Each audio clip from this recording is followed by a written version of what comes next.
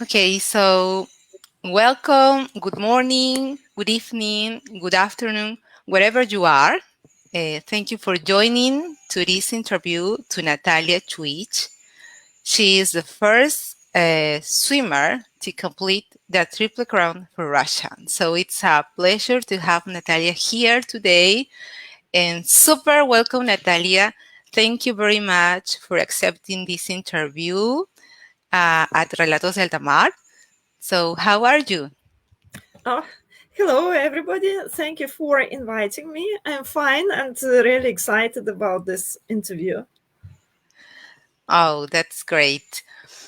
So, for everyone that maybe don't know me, my name is Rose Calderón.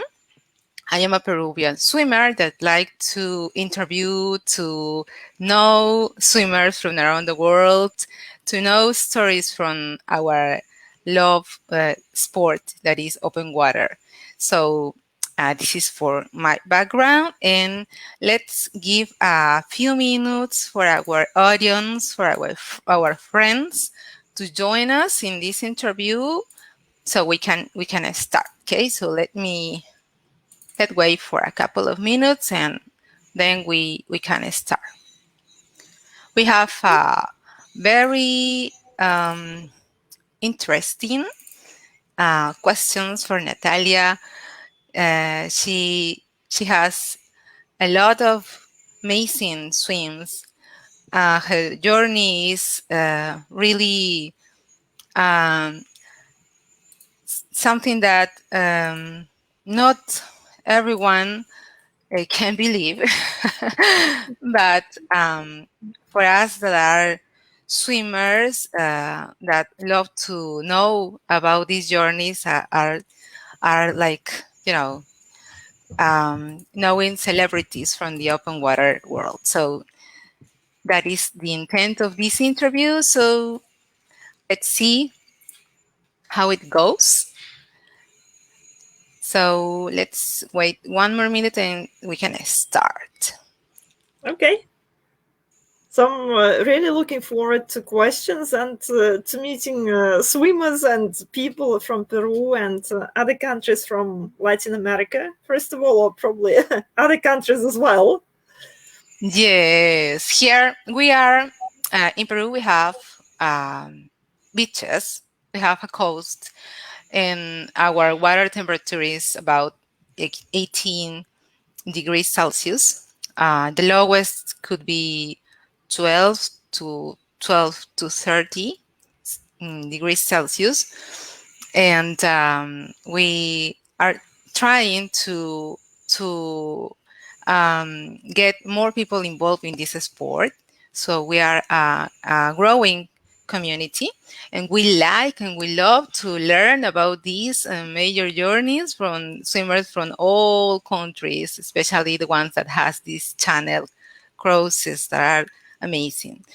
So I'm sure everyone is going to be uh, pretty interested in your story, in your swims, and they're going to follow as well your career. So let's start. Okay, so Okay. first, welcome to Natalia and knowing her background. How did you start swimming? Where did you start swimming? At any club, at any age, for any specific reason? Tell us a little bit about this. Okay, I started swimming as a kid, so that was pool swimming. I didn't know how to swim, and once a swimming coach came to school and asked the kids who would like to go to a swimming pool, and I thought that probably it's a very good chance to learn to swim, and that's how I enrolled into a swimming group. And actually, when I was at school, I swam quite a lot. So every day, twice a day, for about like 4 or 5 years. So there was no, I would say, no specific success. I was just swimming, so it was like an experimental sports school. And I went to school with many interesting sportsmen. Some of them became famous, especially the ice hockey players. not the swimmers, but that was the beginning. So I swam at school. Then there was a very, very large break. So for many, many years, and eventually I resumed swimming when my gym opened the pool, and I thought that actually I was always interested to swim across I don't some water body like a river, a lake, anything. And at that time, open water swimming was becoming popular. And I wanted to, so my dream was to swim the Bosphorus Straits from Europe to Asia or from Asia to Europe. That's the famous Bosphorus cross-continental swim. But actually, this is very hard to get spots there. So I didn't get any spot during the first year I wanted to do it. So I just decided to find something that I can do. And my first open water swim was in 2014, like what, 7 years ago? 7 years ago. And that was a Miami Mile. So my first Wow. distance was a mile. So I chose Miami because this was a very interesting trip. It was warm, it was nice, and that's how it all began. And I swam Bosphorus for the first time next year, 2015. I did it 4 times actually. And after that, I thought, okay, so it's interesting. And then I started doing more and more swims. So that's how it all began. Wow. So 7 years ago in a mile swim in Miami. So everything has started, but you are a swimmer that has her, let's A say, background, first yes, yes, background as a kid, and you yes, started from there. So yes, yeah. And also you stopped swimming for a period of time, a long period of time, and then you yes, returned to swimming. And yes. then yes, and then you found open water as a sport that you eventually go from one maybe swim to another, right? Yes, that was exactly how it all started. And then I found out that I like open water better because I wasn't, like I said, I wasn't successful when I was a kid with pool competitions because I always got very nervous. So then when you swim next to other athletes, you compare yourself to others, whereas in the open water, you just swim by yourself and then, you compare yourself to yourself. And I thought it's much better. Yeah. So yeah, so that's why I liked it more. Yeah, so great, fantastic. And now, tell us a little bit about your open water swimming career because you started 7 years ago, and I can imagine that you have already some swims, some channels. Let's say maybe the ones that are not so famous, like the Catalina, the Canal de la Mancha channel. Then we have Manhattan, but there are another's maybe swims, long swims that you in your country, in Russia, or maybe in the near ones, you already did. So tell us a little bit about it. Okay, so I said I started with a mile in Miami. Then I did Bosphorus. I did Bosphorus with a very nice company of my work colleagues. It happened. It was quite by chance. I liked it very much because it's beautiful. It's not very difficult because it's current assisted. There are many people. It's like so very nice atmosphere. It's like a swimming feast, I would say.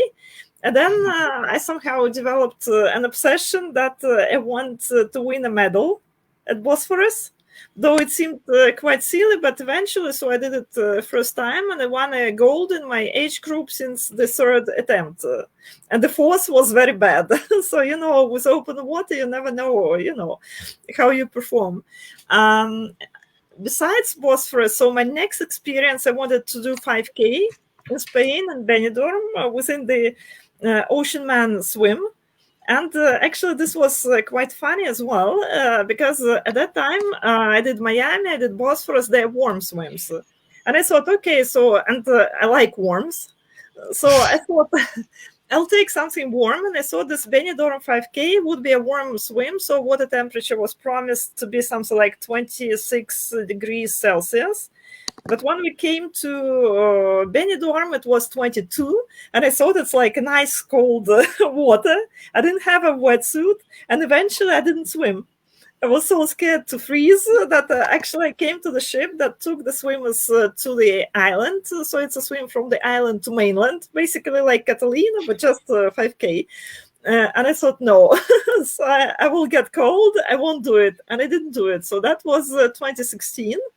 And then I thought, well, it's not nice. So I decided, to get more serious. I changed the swim club. And the coach, actually, my coach was the Russian lady who already swam the English Channel. And she said, well, you can win medals in open water. And that's how I started swimming.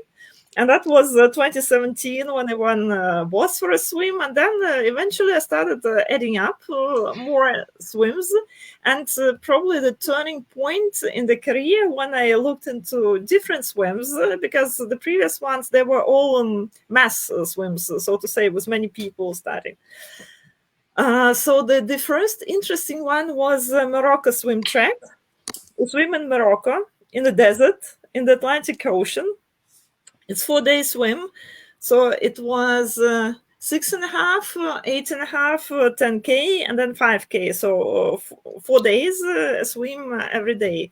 So with 5K being my largest distance, so I decided to take this up. And like 3 out of 4 distances were new for me.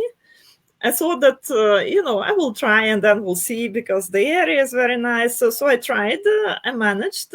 And I also liked the community very much. So the swimmers, some of them have already been an accomplished open water swimmers, like Jacques Toussaint, for example, who is quite famous in open water swimming, or other guys. So I made really, really great friends. That was my first exposure to the open water swimming community. And I liked the format very much when there are not so many people, about 40 people, and you can make friends because I still talk to some of those swimmers who I met in Morocco. And I thought, well, probably this is what I should do. And actually, that was the end of 2017. And in January 2018, I booked the English Channel for 2019. So this was one of the most interesting swims. And probably if we talk about Russian ones, one which was a very good preparation for the English Channel. So I've done in 2019 as well. That was swimming along the Russian River 2 ways, so against the current and with the current, but the current was very weak.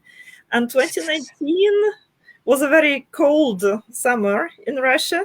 So it was about +6, the air temperature, and the water temperature was about 15, 16 probably. And it was a very good preparation, so I did it without a wetsuit. I was okay, and I thought, well, 24K, and then I was just adding up swims, which actually justified itself. So that's my strategy of how I prepare for the long swims. So found by chance. Oh wow. So yeah, it is amazing all the swims that you start doing, and also how you start challenging yourself from one distance to another, then go to one temperature to another lower one, and then start like also seeing the just let's say the community you have surrounded you, the one that also swims and maybe already know another swims, and then you start Yes. getting interested in those. So yeah, that's great. So like little by little, and then swim by swim, then start increasing your distances, and then you get prepared for these amazing channels, right? Yes, that's how it happened. So it wasn't, I don't know, it was.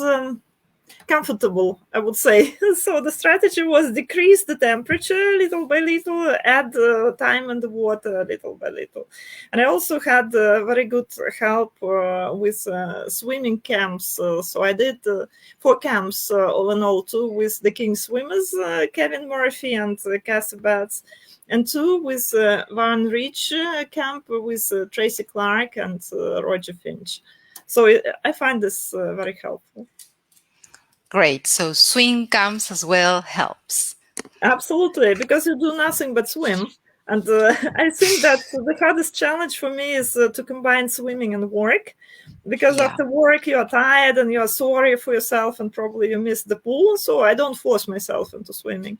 But when you go to camp, you just swim, and I found so it comes easy. So it might be cold, it might be much, but again, so very nice community, nice coaches, very encouraging, and then that's the best strategy, I think, for me.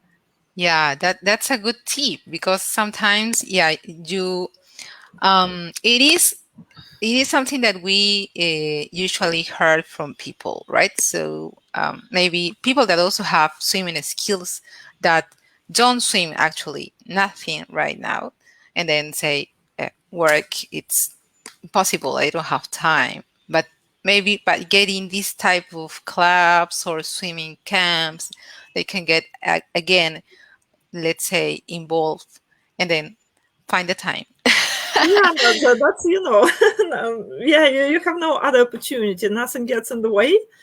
You stay in a place where there's just sea, and basically that's it, and you swim. Yeah, that's great. Fantastic strategy. Now, 3 remarkable swims prior to Catalina Titanic swim. The ones that you like to share, the ones that you keep, memories. Yeah, so probably it would be logical to mention 2 of the Triple Crown swims that were preceding to that. The first one was the swim around Manhattan, which is, and the second one was the English Channel. I did both of them in 2019. So I did Manhattan in August of 2019, August 17th. So pretty soon it would be like 2 years of my Manhattan anniversary. And the English Channel was done in September 2019.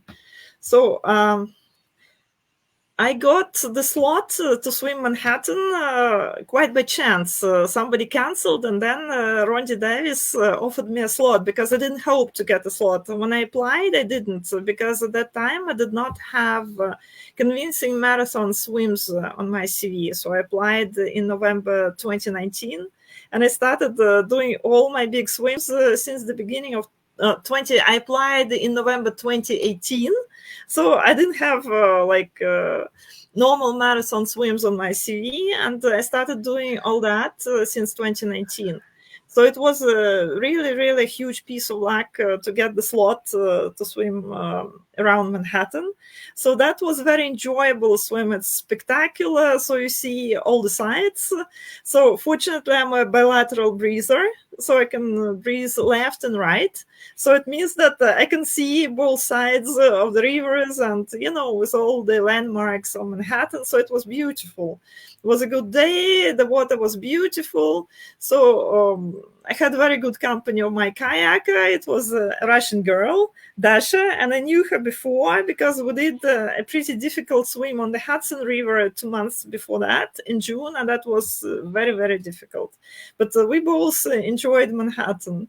And then my observer, who at the same time was my crew, Martina Pavlikova, she did me a lot of beautiful photos of my Manhattan swims. I have lots of photos of me swimming past the skyscrapers and all that. So that was very enjoyable. Though the current at that time wasn't very strong, so my result probably could be faster, was not the fastest, but still, so I really, really, really enjoyed it. The second one was the English Channel. Well, I wouldn't say comparing to Catalina, I would say also it was okay. So I was just swimming. I was very lucky with the conditions. It was a very warm day prior to the swim. It was a very warm night. It was relatively quiet. I was just swimming, so that there was practically no jellyfish. I was stung only once, and it wasn't like a big deal. So I had a very small team. So Tracy Clark, she was my crew, and my observer was Deidre Ward, who is a famous swimmer herself. She did double English Channel, and she swam Lake Geneva, so she's famous for her long swims. And Lance Oram was my pilot, who was also very encouraging. And we were just swimming. So probably the only event during my swim was actually missing the finish. So I was swimming, so it became warm on the French side, very sunny, all that. And then at some moment, I was told to push up because this is how I could save some time on the swim and finish faster. I was trying, but I missed the change of the current by mere minutes or seconds. So I was seeing Cap Grenée, I was seeing that's the famous finish where everybody aims. So that's the shortest way. So if you finish at Cap Grenée, so it means that actually you cover the shortest way on the channel. So I saw it perfectly, the lighthouse, and then also there's some kind of a tip for the swimmer that when the pilot throws the rib, so this rubber boat, because the big boats cannot come to the shore, it's too shallow. So when you see the rubber boat on the water, it means that you will finish pretty soon, you are about to land. So I saw this rubber boat, but then nothing happened. Nobody got into this boat. Everything stopped. There were waves, so Cap Grenée disappeared. And I thought, okay. Actually, and I heard some stories of swimmers missing the current, and I knew that actually it could last for hours, and I might be stuck there, but I felt fine. So it was warm, it was nice, I wasn't very tired. I said, okay, so let's just swim. And then I saw my crew, Tracy Clark, in the water.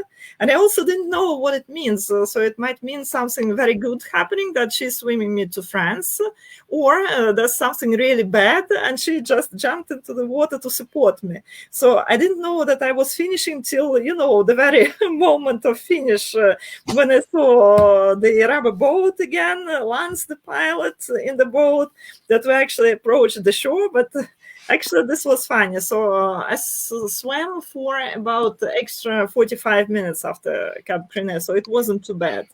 And my swim on the English Channel was 13 hours and 55 minutes. So it wasn't, in comparison with Catalina, it was like almost 6 hours shorter. So that was, wow. Yeah. So that was my English Channel. And I felt fine, so I had no chafing, so everything was okay. Yeah, so it was very, very nice swim. And probably what else? So interesting swim before my Catalina swim. Actually, I did one like 2 weeks before that. It was not a solo swim, it was a relay swim. I swam with the team of 8 other swimmers from different countries. That was a very interesting relay across Baikal Lake and a piece on the Angara River. That's in Russia. Lake Baikal is believed to be one of the beautiful lakes in the world. It's a cold lake, but actually the water, like the temperature of water, exceeded, I would say, all expectations, because it was expected to be between 12 and 20 degrees Celsius, and eventually it happened between 10 and 4. So it was quite, 10 and 4? Yeah, 4 to 10. So we started at 10. So my first shift was at 7 something degrees, and it was 20 minutes. And then actually when it, went down to 4 degrees, we were just making shorter and shorter shifts, like 5 minutes, because it was night. It was, we were expected something different, because they say that in Angara it could go up to 20 degrees. And we thought that the main thing would be to cross Baikal. But it happened, totally different. Something totally different happened, and actually the water was becoming colder and colder. Eventually, we couldn't swim as much as we wanted, but still, it's 72 k on the Baikal Lake and Angara. So we crossed Baikal, and that was the coldest crossing, and then also a piece on Angara. So that was, also quite, how to say, learning experience. And it was, just 2 weeks prior to my Catalina swim. Yeah, so probably this is it. Wow. That unexpected lower temperature is like never know, but that difference between expected 20, but you get into 9, 7, it's like, what happened here? Where is the iceberg?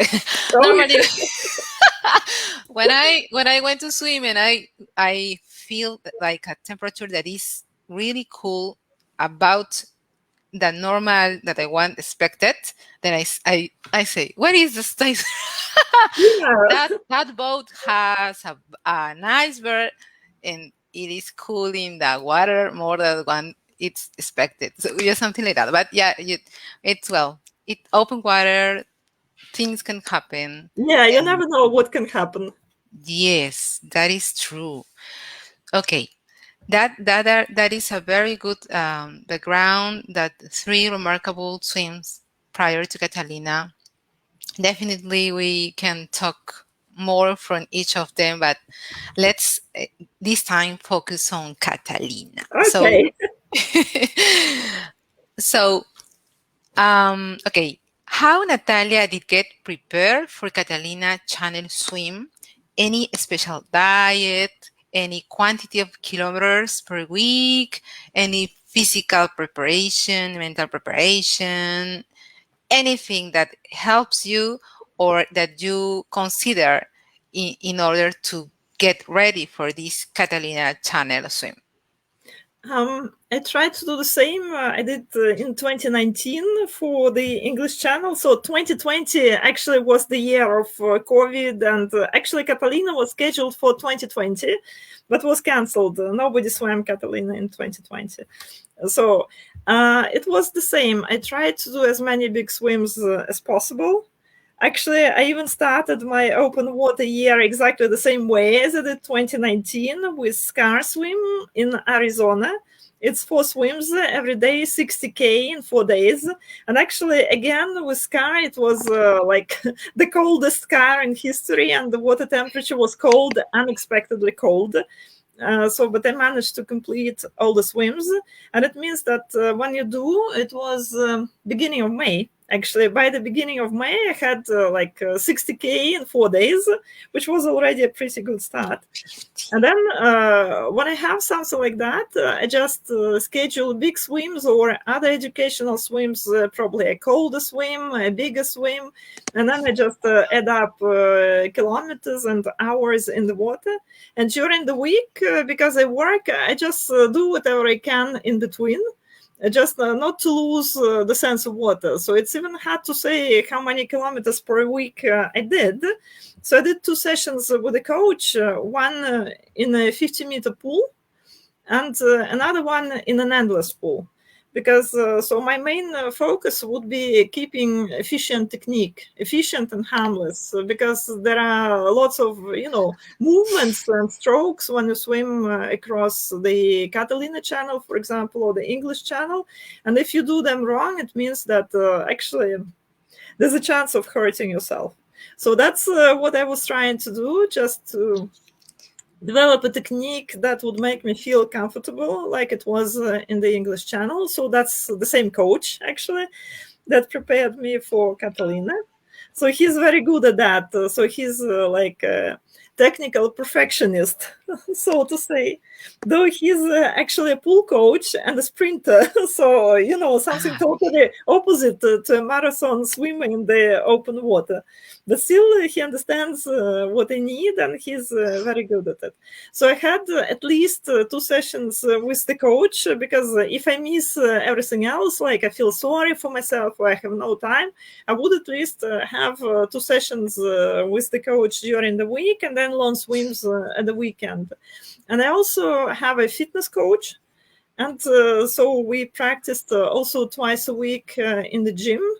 Again, just to strengthen the shoulders, the arms, the core muscles. Yes, everything that, again, would help me feel comfortable afterwards, not to suffer much during, long swims.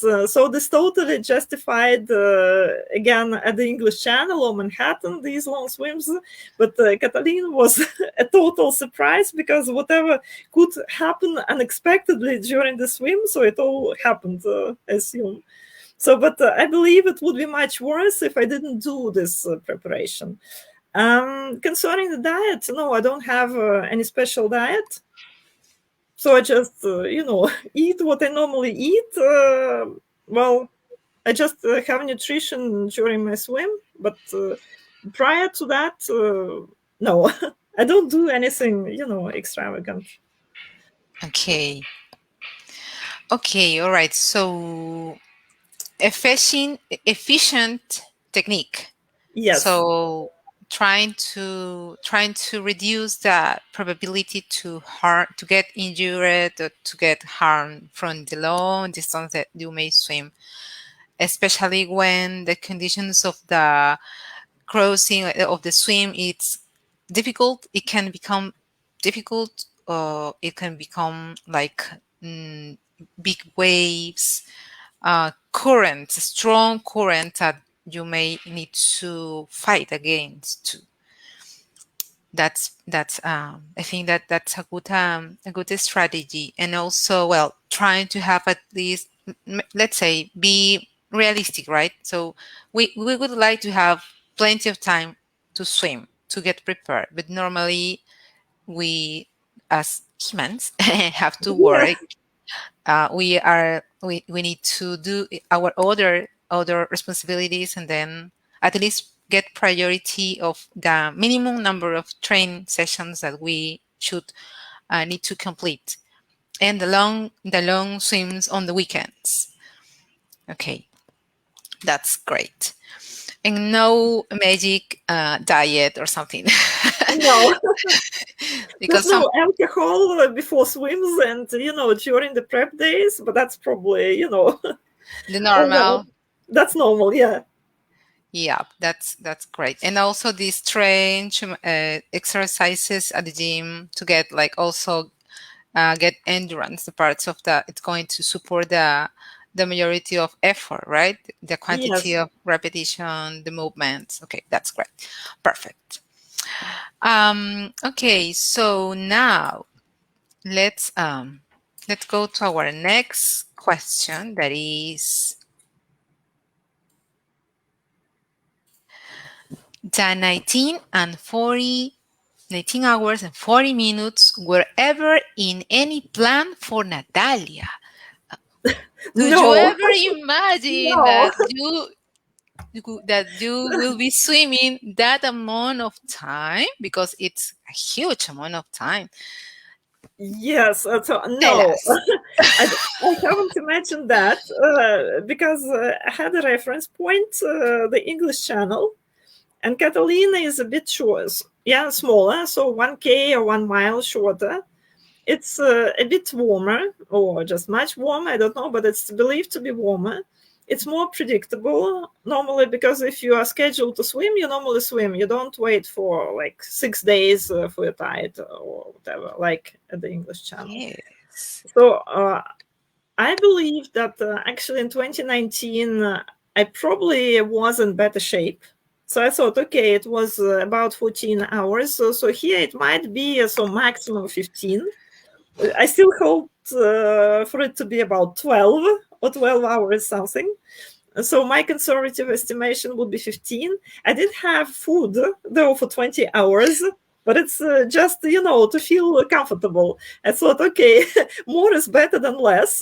So let me have extra food just in case. And it was, an exact amount of food that I needed. So I had the same for the English channel. I had a meal plan for 20 hours. People laughed at me because, yeah, I was 6 hours faster than 20 hours. So I thought, okay, I'll do the same here. And actually, it was almost Just in exactly, case. yeah.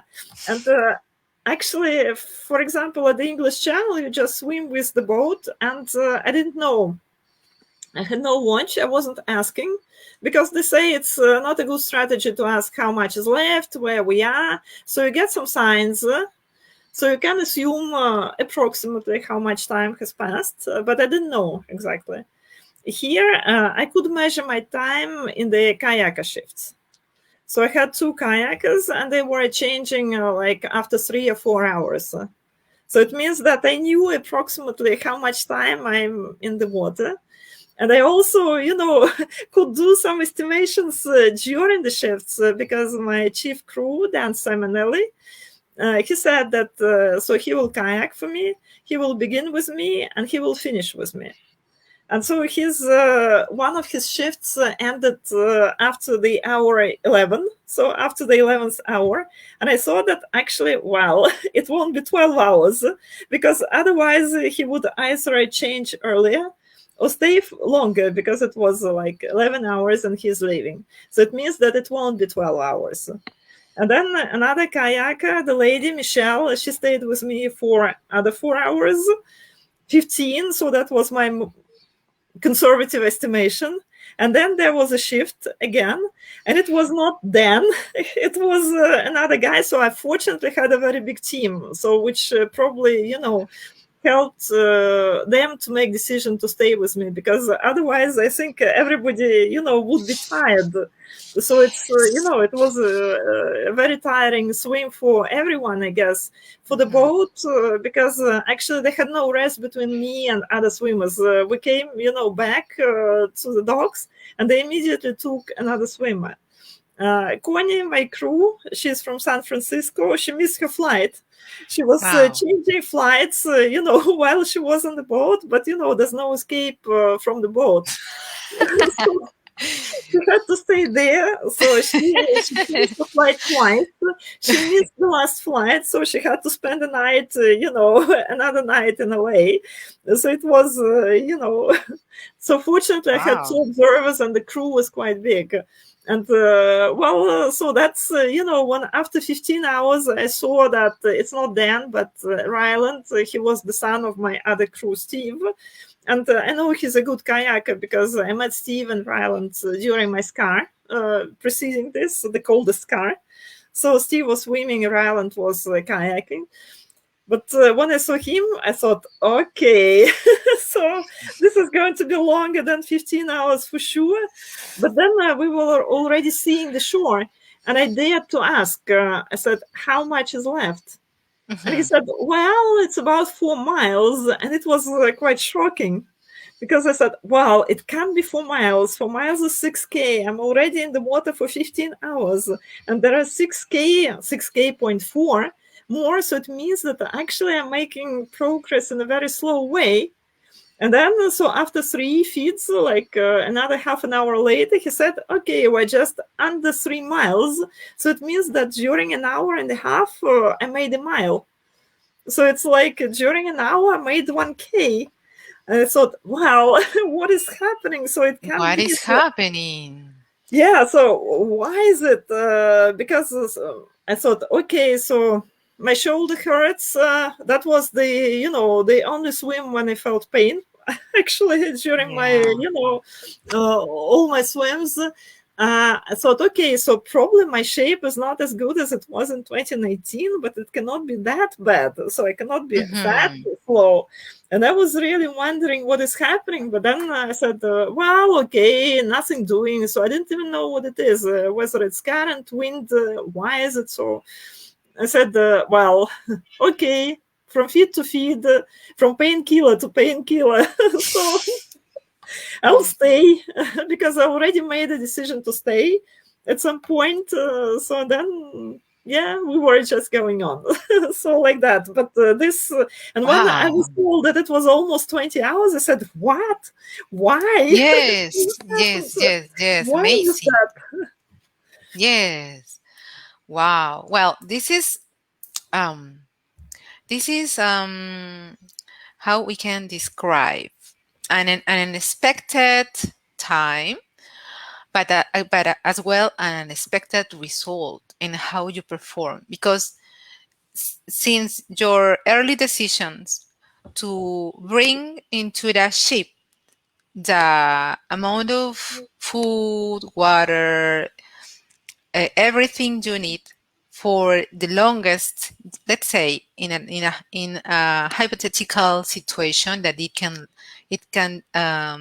take more than the normal average time. So that was a very good decision, a good strategy, something that maybe it can be like a tip or an advice for any other swimmers that can Yeah, it's better take to have this. more. Yeah, Yes, but yeah, and also, Catalina channel has this, and we're going to talk about this in a moment. But you have the sharks that you need to have this kind of, let's say, they're like, it, magnetic, these machines or something that you have shark shields, I think it's the name.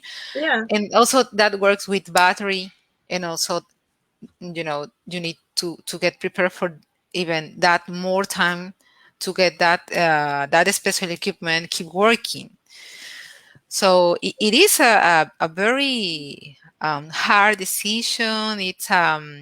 It's also a very courage decision to keep swimming, even if the time was past that you already. Let's say I'm going to swim this for 15 hours, and then I will need to be the beach, and if not, what happened? But you keep swimming, you keep swimming, you keep pushing, and eventually you complete the swim. So this is the amazing part. So what happened in the channel that day?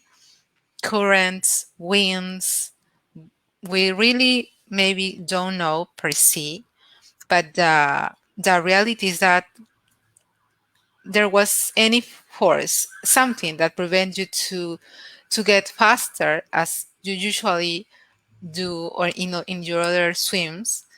And but that doesn't prevent you to keep pushing to complete the swim. So that is the important part here, and congratulations for that. When I saw that news, and July 18, July 28, July 29, here is in Peru, we are celebrating Independence Day. So Ah, imagine someone that is swimming those 2 days. It's like, wow, right? So yeah, yeah. we were celebrating here independence, and you were swimming in the channel for that amount of time. So that also keep me like, impressed me a lot, and also wanted to know you and to hear your story and appreciate your time, really. Okay. Well, yeah. So that was actually when I asked the captain. He said that that's almost a word for word quote of what he said. He said, "You've been fighting the current all the swim." So yeah, that was a relief. So I wasn't that slow. I was swimming. I don't know, against the current. Was it a lateral current? I felt there was something going wrong because I had pretty chaotic, I don't know, waves, chop, whatever they call them, swell, practically all the time. And then also towards the end, the temperature dropped substantially more than it usually happens in Catalina. Hmm. Yeah, but that was, I even felt some kind of relief because I had a shoulder pain. And Yes. actually, I was kind of, I don't know, I didn't mind at first because it's still warmer than there was a temperature in Baikal. So it was like 12, 14. But as it happened, I didn't know that. I didn't realize that actually last miles, so probably this 4 or a bit more miles, I was swimming during this temperature of 12, 14. But when you are already in it. So I said, okay, so I'll try to Yeah. stay. Well, that is remarkable, definitely. So let me go to our next question. If you can cut in three phases your Catalina channel swim, what they would be? Normally, so if it were something normal, so it would be like dark, light, finish. So like it was in the English channel. So you start in the dark. It was practically, I even started my English channel on Catalina almost at the same time. So around midnight. And then actually, I normally look forward, for the night to clear and for the sunrise because, you swim from dark to light, it's going to be better, and it's kind of optimistic. So dark, light, and then finish. In this case, so probably it would be like not 3 or 4 phases. So it was like before I told myself that actually I feel pain in the shoulder before my first painkiller, I would say. It was about 4.5 hours, and the first time I felt pain was about 2.5 hours into the swim. And then I was just figuring out, is it really bad? Do I need a painkiller? Will it go away? So after 2 hours, so I said, okay, I have to do it. So it was like first 4.5 hours, and then actually the next one would be like 7 hours. When I said that there was a point when I stopped thinking of quitting, because actually before 7 hours, first 7 hours into the swim, after this 2.5 hours, when I felt the pain in the shoulder, I thought, okay, it's just 2 hours, and at least I would have to swim for 10 more hours. So, with my positive estimation of 12 hours. Wow. But then, so after this 4.5 by the hour, seven, I thought, okay, 7 hours into the swim.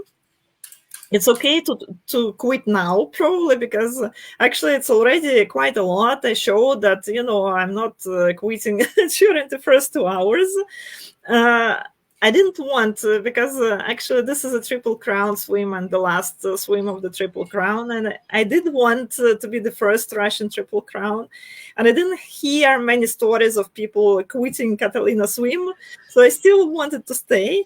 And then I spoke with Dan, who at that time was on the kayak. I said, well, it hurts. So I started my conversation about, so probably I should quit. I said, it hurts. And he said, okay, in 2 hours you will get another painkiller. And he said it so matter of factly. And he believed that I will still be there 2 hours after. And he did not express the slightest doubt. And I thought, okay, he thinks so well of me, I'll probably stay. And then, so when it's 9 hours, you think, okay, it's 9 hours into the swim. Probably it's like 3 hours more, 6 hours more. At least I did more than half. I didn't know that I would have to do another 10 hours after that.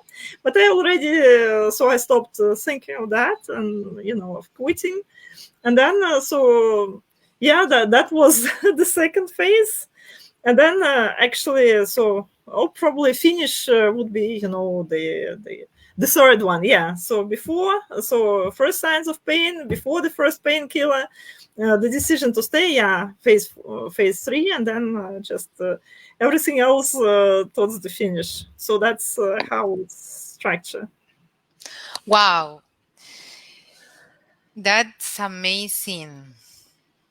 And you manage, you handle to keep your Catalina swim against everything. Yeah, somehow it happened. Everything. Everything that could go wrong probably during the swim went wrong here, and you don't expect it.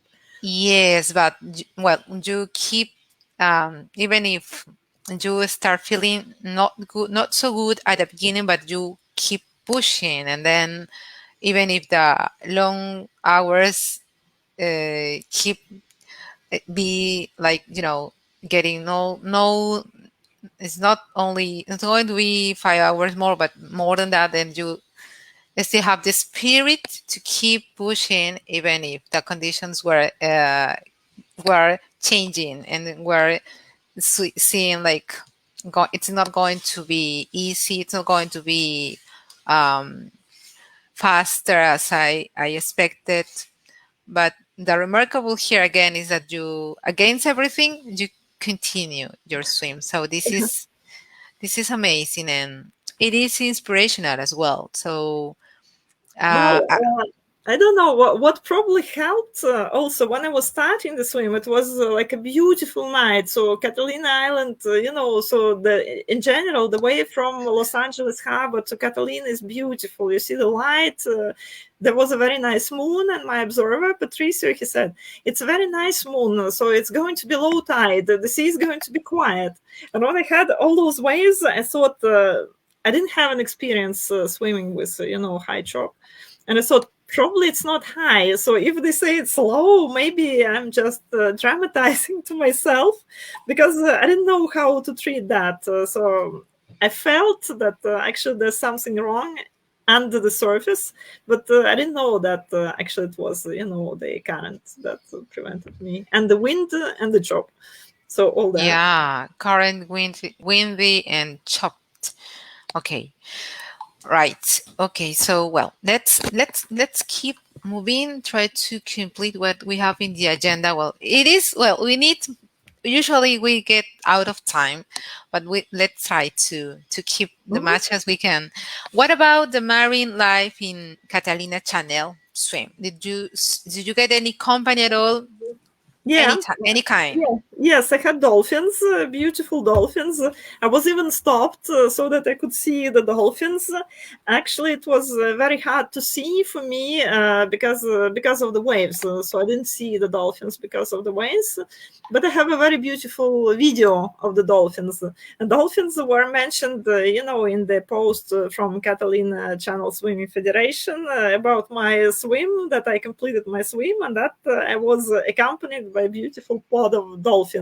So that was it, actually. Dolphins and bioluminescence. Very nice company. Oh, that's great. That is let's say the price. That is something that usually open water swimmers get rewarded with Yeah, beautiful marine the creatures, the dolphins, and we if we don't go swimming, were we weren't available to see them. So it's something like special for open waters to yeah, be yes. seeing this amazing spectacular from the nature. Okay, so let's say our another question in our agenda.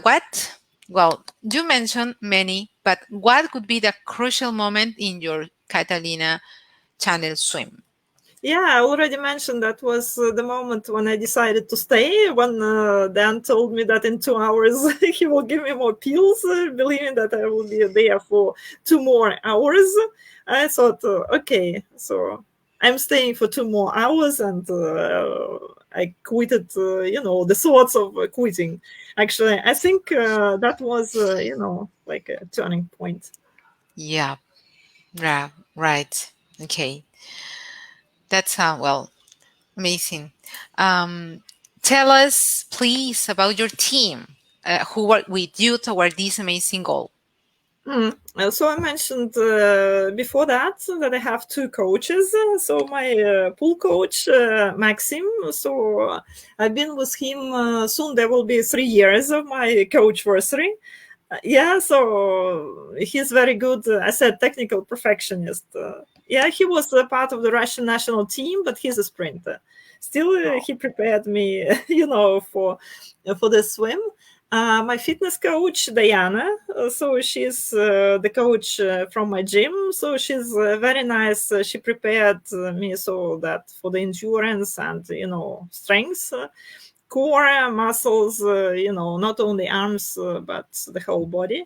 And when talking about the team on the boat, for me, that was unexpectedly big team. So I mentioned Dan Simonelli.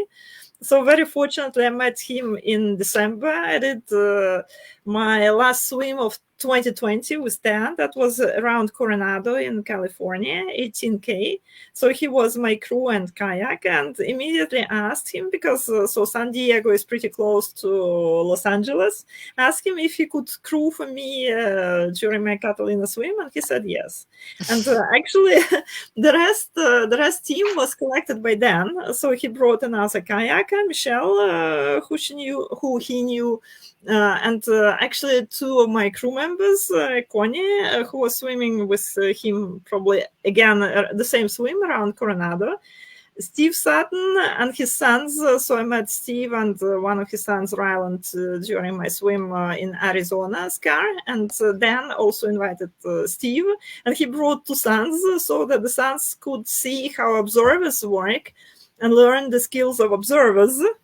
And then I also had two observers, which is again was nice because it would be very tiring for the observer, and they've been also very helpful. And the boat crew was quite big, so there was Kevin Bell, the captain. So there was some more people, and there was also a very nice lady, Helen, who helped me to recover after the swim was finished, and she was warming me up and talking to me. She was very nice, and actually, which was very unusual and nice, that two of the people on the boat happened to speak Russian. So that was Wow. Patricio. Yeah, somehow I don't know. It was like that. So that was Patricio, the observer. He could speak Russian, and Helen, so the crew member from the boat. So she lived in Estonia for some time, and she also spoke very good Russian. So really, and when we started the swim, Kevin, the captain, said that he said it like that: "We will do everything for you to complete." And I believe Wow. they really did. So they did everything so that I could complete the swim, because at some point I started doubting that they, I feared that I might be pulled out. Not quitting by myself, but we were making such a slow progress that they might pull me out, because there are cases when swimmers are being pulled out after long hours in the water or pretty close to the shore. And I'm so happy and so grateful, to the whole team that they let me stay. They helped me. When I was finishing, there were two kayakers in the water, Dan and Ryland, I believe. I'm not sure who the second was after this, long shift. I believe it was Ryland. And also there was Steve, the crew member, and they just helped me to stay on the course, not to stray. So they were not leading me, but at least they were preventing me from going into, wrong directions, Wrong because there direction. was, the tendency, to lose the direction. And that's actually, might be a reason for pulling the swimmer out. But they solved this problem in a different way. And I'm really, really very grateful to my team and the boat crew. Like I mentioned, so somebody missed the flight, somebody had no rest, so it was like, very difficult for everyone, such a long swim. Yes, definitely. This is a team effort, right? And also that we read, let's say, 19 hours, 40 minutes. That swimmer, you were in the water, fighting against the current, the wind, the choppy water, but also the crew, the team that Yes. were with you, that the person that lost her fly, the person that was, expected to have less time than that, but still fight with you this journey. And that is also remarkable and highly appreciated. Well, I may imagine how you feel, how supported you feel when Yeah. having this human around you, uh, cheering you, keep pushing, getting what you need to have you fighting against everything. So that's amazing. So I don't want it to pass this over and try to give the opportunity for you to refer to them. Yeah, so just I don't know, just I would like to say that I'm really grateful to everyone who's been with me on the boat and in the water, because actually it's very difficult for kayakers, for example, to go against the chop. And there was a moment, for example, when Ryland was capsized in his kayak and he was all wet, but still, it was just the beginning of his shift. He was with me, Yes. so it was like Dan Simonelli, Michelle Markers, the kayakers, then Steve Sutton and his sons, Ryland and Taylor, Connie Bleu. So that this is my crew. Kevin Bell, the captain. So Helen. Uh, Other crew members, so I don't remember the names because that was James, I believe, and somebody else, and two observers, Patricio Lebenzon and Bob Needham. So everyone worked, for me to complete the swim, and that's amazing because I'm really, even now I'm really surprised that actually I hasn't been pulled out, and this is the case to be the reason to be very, very grateful, because as the quote goes, there's no such a thing as the solo swim. Yes. Yes. Amazing. Amazing. Unbelievable. Unbelievable. And this is like, if someone wants to refer to the hardest swim at Catalina, it is going to be your swim. So probably I don't know if there are rewards for the longest swim like at the English Channel. So that's probably one of the Yes. could be one of the Yes. Yes. reasons. Yes. Now, if you can give three pieces of advice to swimmers who dream with a triple crown, what they could be? I think one would be accept whatever you have. So you cannot do anything. Just accept and try to do your best. I think it's your swim and your decision. I figured out that for me it's better to stay, because otherwise I might be sorry that I quit it. But sometimes, it's up to the swimmer to decide. And for example, if it were not the triple crown, so the final swim, I might have quit it anyway. So, and then probably hope for the best, prepare for the worst. So it could be another one, or just starting prepare for the worst, but hope for the best. But and then also just enjoy with whatever you have, or find something good in it. Because normally my highest value is comfort. I'm trying to feel comfortable during my swim, and that's the focus of my preparation. What should I do to feel comfortable during my swim? Catalina was an exception because this was not a typical swim for me. I had nothing, I felt nothing like that before for many reasons. But, as again, the quote goes, nothing great is easy. And probably so the final swim of the Triple Crown should have been like that. Yeah, yeah, definitely. Okay, so now we are coming to the end of this interview, More or uh, less in time, yeah. more or less, but we normally get a little bit later because there are a ton of details and we get like, emotional and then curious. So Yeah, we just ended. yeah. But well, thank you very much. And let's read any possible comments or questions that we may have from our audience. So I'm happy to read the Okay. greetings from Norita Toledano.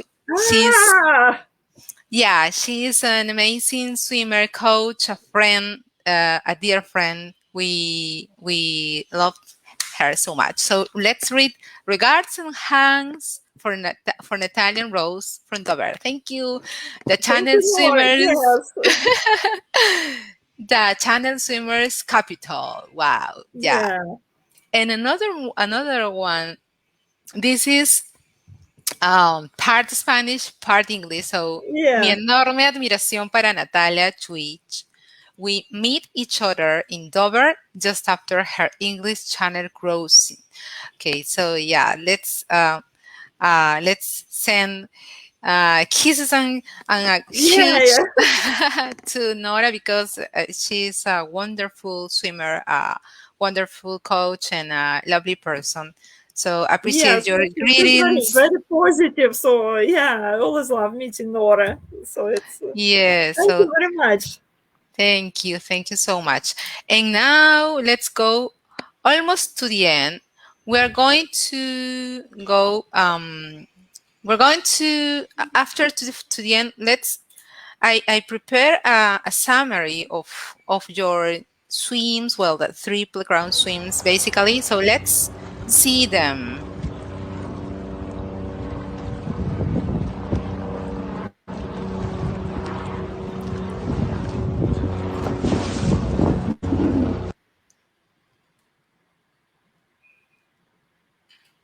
These are So here's pictures. Natalia. She's in the This is frequent English short channel. courses, and Captain Lance has just come up and asked if we can just get her to give just a little bit more.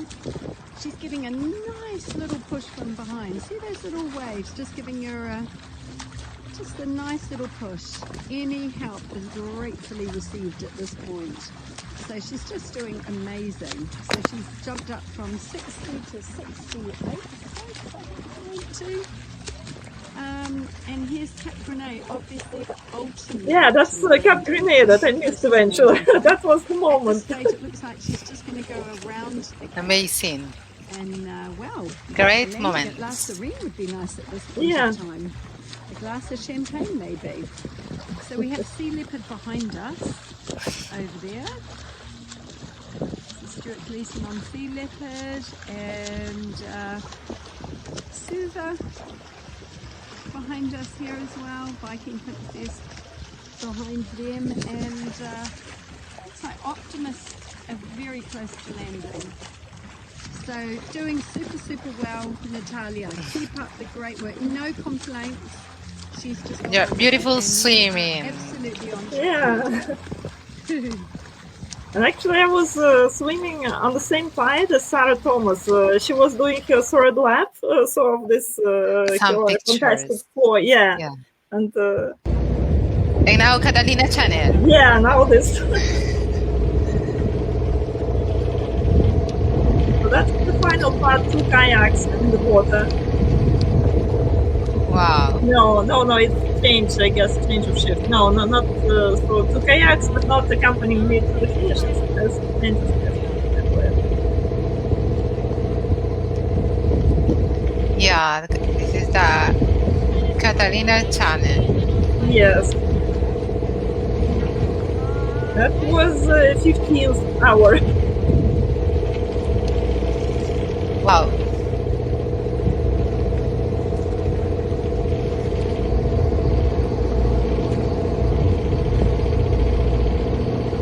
Actually, I could see it's kind of pretty choppy. Yes. The waves are like, you know. Yeah. This is most likely to the Canal de la Mancha channel that the Yeah. other. Yes, And yes, two exactly. pictures of Catalina, and well, amazing journey. Congratulations, Natalia. You are unbelievable. And there in the credits for all the people that capture those magical moments, blue moments in the water. Without them, we really may lose these momentums, and Absolutely. Yes. greatly appreciate it. Yes. Thank you very much, Rose, so for giving me the opportunity to share the story. So I really like talking about my swims and sharing, and this is, very nice for me as well. Thank you to you. And well, this is your final words. We have to close this interview, but first of all, thank you very much for accepting, for being so open with sharing your experience and your final words for the Latin American upper water community, especially Peru, Mexico, Chile, and all countries that may follow this page, Relatos de Alta Mar, that loves to share and loves to hear from all swimmers around the world. So I'm really very grateful, so what I like about open water swimming is that it gives you a chance to meet swimmers from all parts of the world. And this is a very nice community. So you make friends, I would say, immediately with the swimmers, because you have so much in common. You always have, things to talk about. This is so nice. And I feel that this could be an opportunity to meet even more people and, make new friends. Yes, of course, and absolutely. And now, my turn to close this interview and invite you to come to Peru if any possible in any possible time. Here we have beautiful beaches. Cantolao Beach is the let's say the coolest one, has the lowest temperature, but it's beautiful as well. And we have another beaches there, and we have swim here, the longest swim. It's 22 kilometers. It is called La Ruta Olaya, and it is from starting from one beach that it's called Pescadores Beach, and then you keep swimming until you get Cantolao Beach, and you have currents in any type of difficulties as well. But I don't think that any similar to Catalina. Don't worry. That's nice. Yeah, because this is, also with swims, this is how you discover the world. And I've never been to Peru. I just saw the pictures of other people who've been there. So it's a beautiful country. So it's very nice to get there and use this opportunity. Yes, if you have the time, if you have the opportunity, just let me know. I will be more than happy to help you to visit landmarks, land places from here. So it would be very nice experience. So thank you again. Thank you very much for your journey, for inspiring us, for showing this part of the world that comes from water and also comes from effort. Thank you very Thank you much, very much, Natalia. Rose. Thank you. Thank you very much. And we have to close the interview now. I would like Okay. to keep talking, but I Yeah, have to. okay. And thank you as well to our audience and to our friends who can see this video later and are welcome to share to other swimmers, to other people that also like to hear about open water. Thank you very much. Yeah. Thank you very much. Yeah. Appreciate Bye. it. Bye. Bye. Bye bye. Bye.